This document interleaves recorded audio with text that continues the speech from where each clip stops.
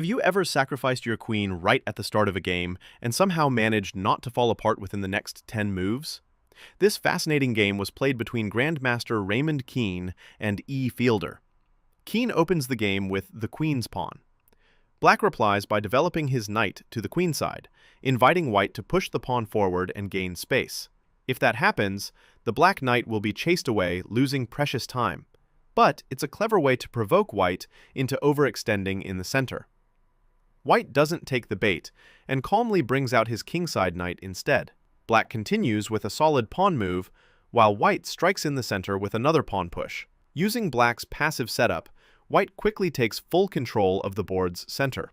Black develops his bishop, pinning the white knight to the queen. And now, Grandmaster Keene begins his own counterplay. He pushes his central pawn forward. At this point, he already knew exactly where the game was heading. Black moves his knight closer to the action. A natural move. The problem is, the white knight can't move because it's pinned. Normally, capturing this knight and doubling black's pawns wouldn't look good, but Keene saw much further ahead. He captures in the center anyway, opening a diagonal for his bishop and offering his queen as a sacrifice. Black immediately takes it. He has no other choice. If he doesn't, his bishop will be left hanging. Black greedily takes the white queen, and that's when white finds the strongest move in the position. A check with his bishop. The black king now finds himself in a very dangerous position. There's no good way to block the check. The only options are to bring the pawn forward or to interpose the queen, which would simply give the queen away for nothing. So black has to block with the pawn. After white captures, there's an immediate threat to take on the next square with check, and that would force the black queen to step in, only to be captured right after, leading to checkmate in one move.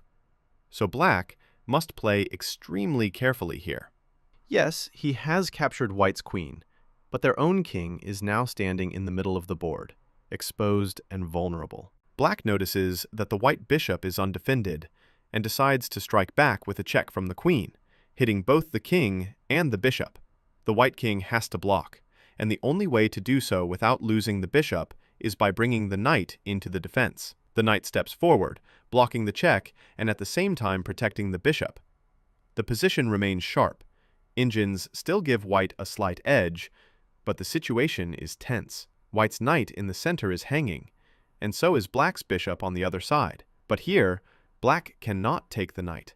If they do, white delivers a devastating discovered check with the bishop. The black king would have to move, and after that, white captures the rook in the corner, promoting a new queen in the process.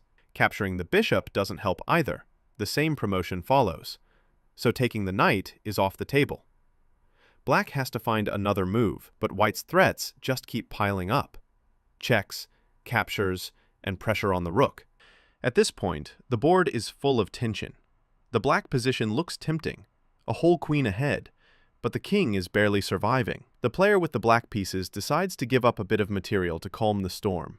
The central pawn captures, and after the bishop recaptures, the attack continues with full force. The bishop's strike creates a fork on the king and the rook. The king is forced to step back, and immediately the white knight jumps in, capturing a pawn with check. The attack doesn't stop there. White still hasn't taken the rook in the corner, and now there's a chance to grab even more. The bishop controls the escape square, keeping the black king trapped, while the rook on the far side stands helpless. The king runs even deeper into enemy territory, trying to attack the bishop, but the bishop calmly slides away, capturing the rook along the way. At last, the black side remembers the bishop that has been sitting all this time on the other flank. The bishop retreats from danger, simultaneously attacking the white knight that just struck on f7. The white knight, however, escapes once again, capturing another rook on the opposite side of the board. After the dust settles, the material count tells the story. White now has 2 rooks and a knight trapped in the corner, while the black side has only a queen left. The exchange looks dramatic, but the advantage clearly belongs to the Grandmaster.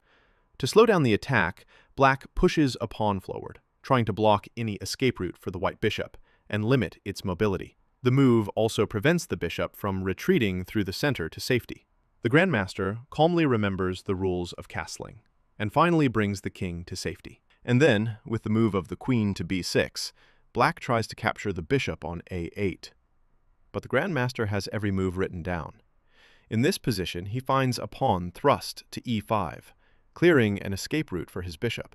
After that, the black pawn advances to d5, seemingly shutting down all of white's efforts to save the bishop, but the bishop captures on d5. It now becomes clear that if black takes that bishop, a knight fork on d5 will follow, attacking both the king and the queen. Therefore, the bishop on d5 cannot be taken. Only by first destroying the knight on c3 could black safely capture that bishop. Black immediately begins working on that plan, trying to eliminate the knight on c3. White develops the light-squared bishop to e3 with tempo, attacking the black queen. We'll capture the knight later, thinks black. The queen falls back to a5, now targeting the c3 square together with another piece. White takes advantage of the moment and captures the unprotected pawn on e6. The black queen now goes hunting for the bishop on e6, the same bishop that caused so much trouble earlier, capturing a rook and half of the pawns on that flank. But in this position, the Grandmaster delivers the finishing blow, a hook from the right, and the queen never saw it coming. White sacrifices the bishop on f4. Now the black queen is pinned to the king and cannot move. Capturing the bishop is impossible as well. The king stands directly behind the queen. Black is forced to capture the bishop on f4. In principle, there was still a chance to resist, for example, capturing the knight on c3 first, and after the exchange on e5, taking with the bishop to avoid losing the queen for nothing. But the black side decides that everything is over. The bishop on f4 is captured, and immediately a deserved knight fork lands on d5, attacking both the king and the queen. In this position, black admits defeat. Once the king steps aside, the queen will be captured. Let's see what remains in the final count. White has 2 extra rooks, plus a couple of pawns. Such was this remarkable queen sacrifice, a creative and bold masterpiece that perfectly captures the spirit of Grandmaster Raymond Keene. Born in London in 1948, Keene became the second English player in history to earn the Grandmaster title, achieving it in 1976.